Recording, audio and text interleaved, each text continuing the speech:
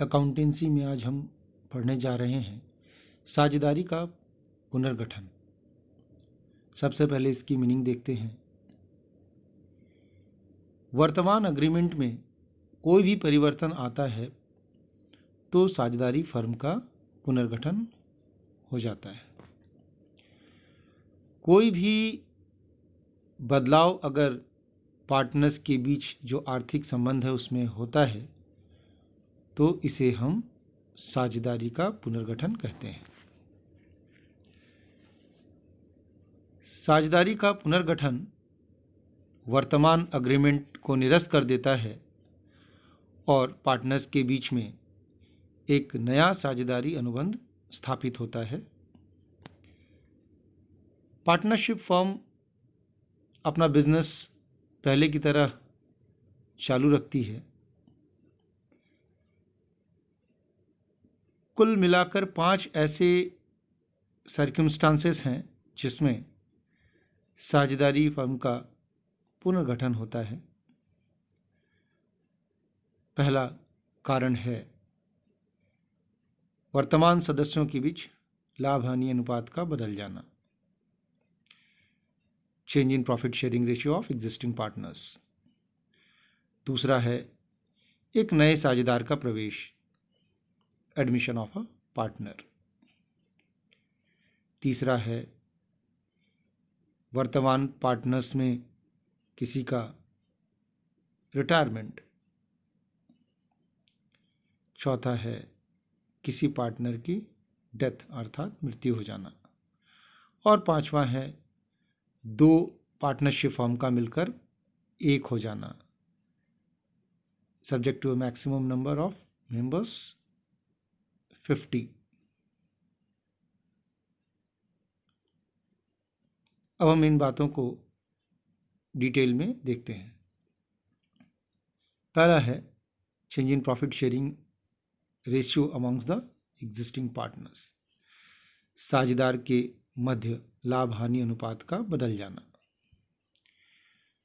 कभी कभी partners firm में डिसाइड करते हैं कि वो अपना वर्तमान प्रॉफिट शेयरिंग रेशियो को बदलेंगे। ऐसा पार्टनर्स के रोल का चेंज होने के कारण होता है फर्म में। एक एग्जाम्पल के रूप में देखते हैं कि ए, बी और सी पार्टनर्स एक फर्म में प्रॉफिट लॉस शेयर कर रहे हैं 3:2:1 में। 1 अप्रैल 2020 से वो डिसाइड करते हैं कि प्रॉफिट्स को बराबर बराबर बांटेंगे, चूंकि सी एडिशनल कैपिटल ला रहा है। दूसरा कंडीशन लेते हैं admission of a new partner, एक नए साझेदार का प्रवेश। एक नया साझेदार पार्टनरशिप बिजनेस में एडमिट हो सकता है। इसके लिए सारे पार्टनर्स की सहमति ज़रूरी है। ऐसा तब होता है जब फर्म को अतिरिक्त पूंजी चाहिए होता है या प्रबंधकीय मदद की आवश्यकता होती है। इसे भी एक एग्जाम्पल से समझेंगे। राम और घनश्याम पार्टनर्स हैं, 3:2 में प्रॉफिट शेयर कर रहे हैं। 1 अप्रैल 2020 को वो मोहन को एडमिट करते हैं एक न्यू पार्टनर के रूप में 1/6 प्रॉफिट के लिए फर्म में। इस बदलाव के साथ अब 3 पार्टनर हो गए फर्म में, जिसके चलते फर्म का पुनर्गठन होगा। तीसरा है retirement of an existing partner. इसका मतलब है एक पार्टनर का फर्म से निकल जाना, जिसके कई कारण हो सकते हैं। बैड हेल्थ, ओल्ड एज या बिजनेस में उसका हित अब नहीं रहा। वास्तव में पार्टनर्स किसी भी समय रिटायर हो सकते हैं पार्टनरशिप से अपनी इच्छा जाहिर करके। एग्जाम्पल लेकर के समझते हैं। एक्स, वाई और जेड पार्टनर से एक फर्म में प्रॉफिट लॉस को 2:2:1 में शेयर कर रहे थे। जेड चूंकि बीमार रह रहा था, वो फर्म से रिटायर हो रहा है 31 मार्च 2020 को। इसके चलते पार्टनरशिप का रिकंस्टिट्यूशन हो रहा है और अब केवल 2 ही साझेदार बचेंगे। चौथा कारण है death of a partner. Partnership का पुनर्गठन किसी पार्टनर की मृत्यु के कारण भी होता है। अगर जो पार्टनर शेष रह गए हैं वो डिसाइड करते हैं कि बिजनेस को हम पूर्व की तरह आगे बढ़ाएंगे तो पुनर्गठन होगा। एग्जाम्पल लेकर समझते हैं। एक्स, वाई और जेड पार्टनर्स थे एक पार्टनरशिप फॉर्म में, 3:2:1 में शेयर कर रहे थे। एक्स की मृत्यु हो जाती है 31 मार्च 2020 को। वाई और जेड डिसाइड करते हैं कि वो बिजनेस को कैरी ऑन करेंगे और फ्यूचर में इक्वली प्रॉफिट को शेयर करेंगे, तो बिजनेस का रिकंस्टिट्यूशन होगा। यही 4 हमारे सिलेबस में है, एमलगमेशन नहीं है। अब हम देखते हैं कि रिकंस्टिट्यूशन का प्रोसेस क्या है, पुनर्गठन की विधि क्या है, कैसे करते हैं। पुनर्गठन के लिए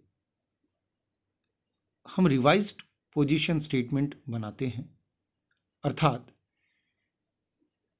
नए पुनर्गठित फर्म का बैलेंस शीट बनाते हैं,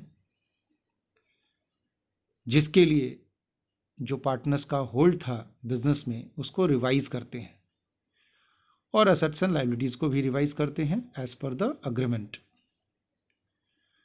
नटसेल में हम कह सकते हैं कि हम पुराने बैलेंस शीट से नया बैलेंस शीट तैयार करते हैं। पार्टनर्स के रिवाइज होल्ड को जानने के लिए हम पार्टनर के कैपिटल को एडजस्ट करते हैं 3 प्रॉफिट से। पहला, गुडविल जो बुक में है, और दूसरा जो वैल्यू हुआ है at the time of reconstitution, पुनर्गठन के समय गुडविल का वैल्यूएशन होता है उससे, और अगर बुक में गुडविल है उससे, दोनों से रिवाइज करेंगे।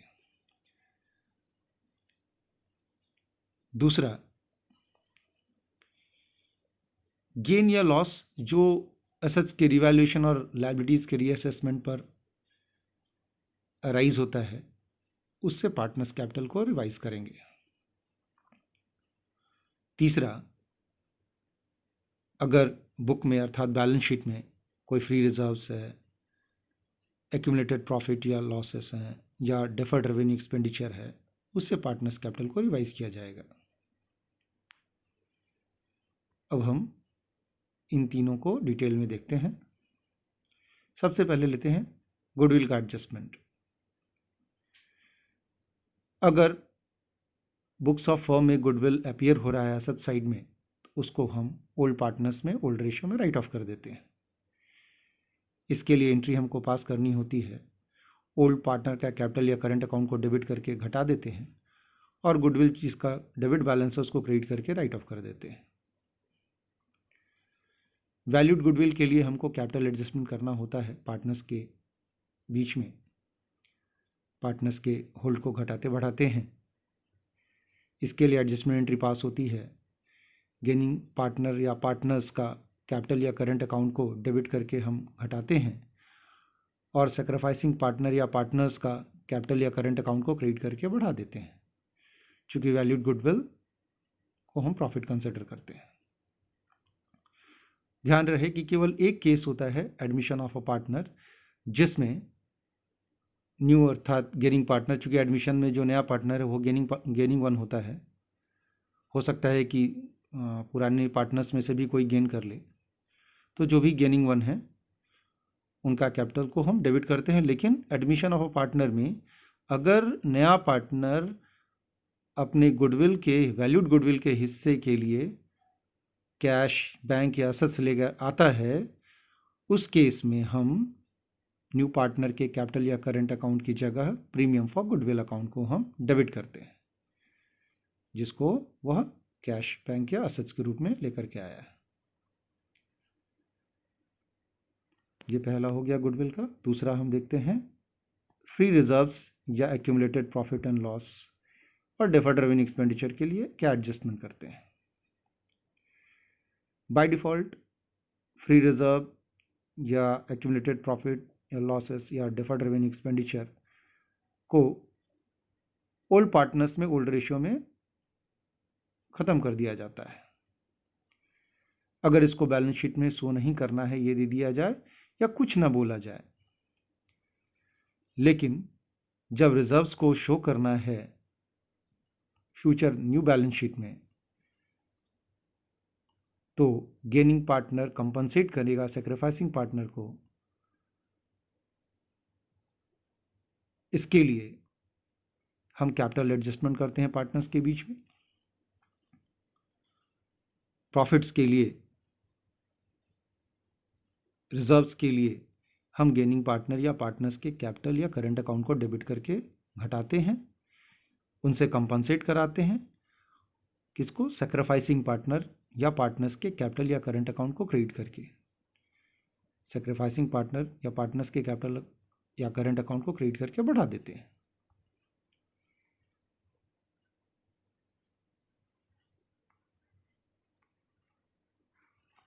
एक बात और, अगर लॉस हो तो ये एंट्री रिवर्स हो जाएगी।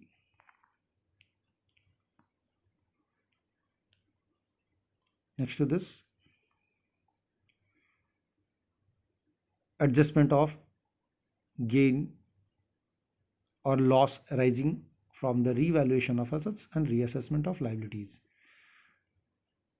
रिकंस्टिट्यूशन के अग्रीमेंट के अनुसार एसेट्स और लायबिलिटीज की वैल्यू को घटाया या बढ़ाया जाता है, जिसके कारण प्रॉफिट या लॉस अराइज होता है।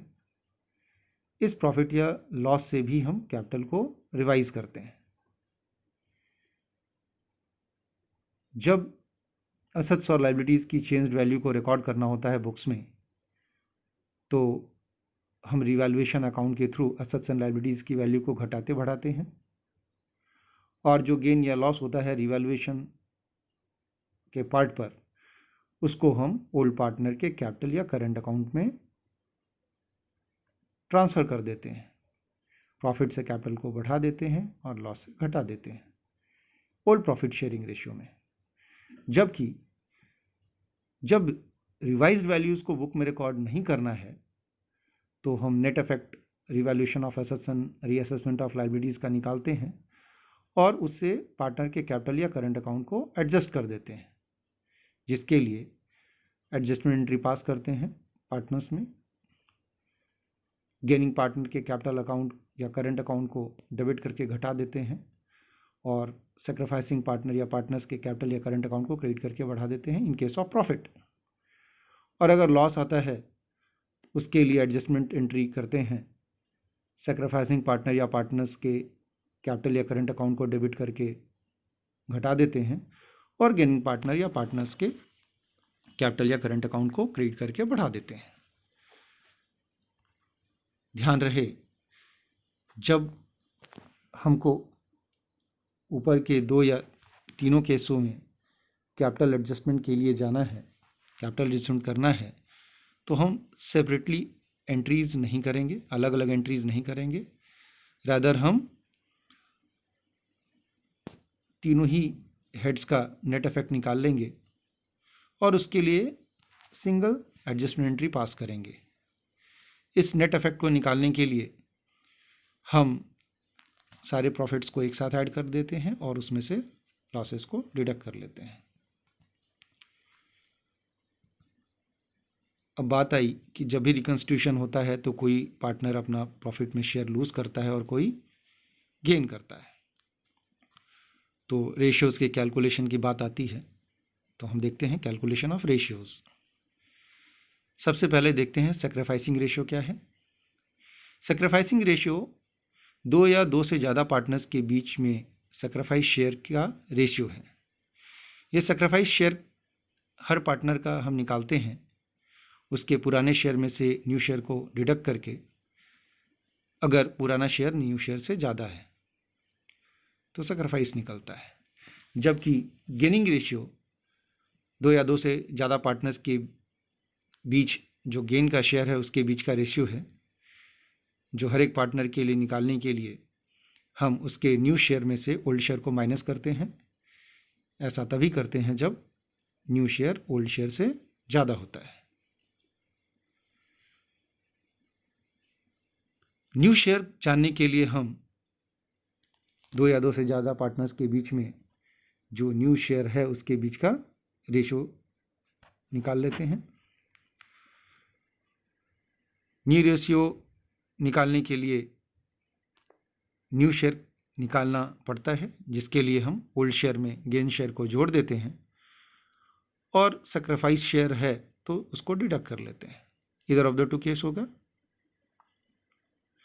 कुल मिलाकर कहा जाए तो सैक्रिफाइस या गेन शेयर जानने के लिए ओल्ड शेयर और न्यू शेयर को हम कंपेयर करते हैं। अगर ओल्ड शेयर न्यू शेयर से ज़्यादा है तो हमारा रिजल्ट पॉजिटिव आएगा, इसका मतलब कि सैक्रिफाइस हुआ है।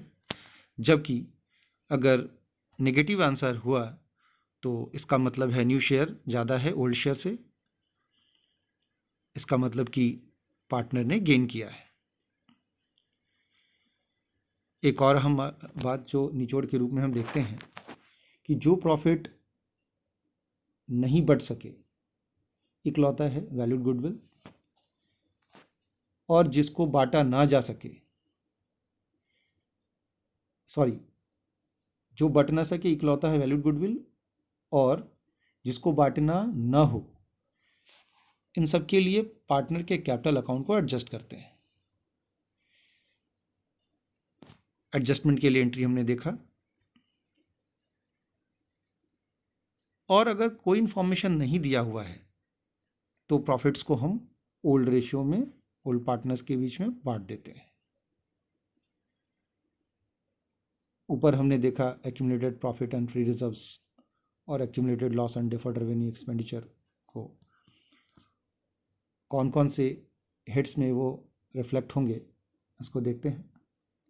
पहला है प्रॉफिट एंड लॉस अकाउंट का क्रेडिट बैलेंस, ये प्रॉफिट है, जबकि प्रॉफिट एंड लॉस अकाउंट का डेबिट बैलेंस लॉस होता है।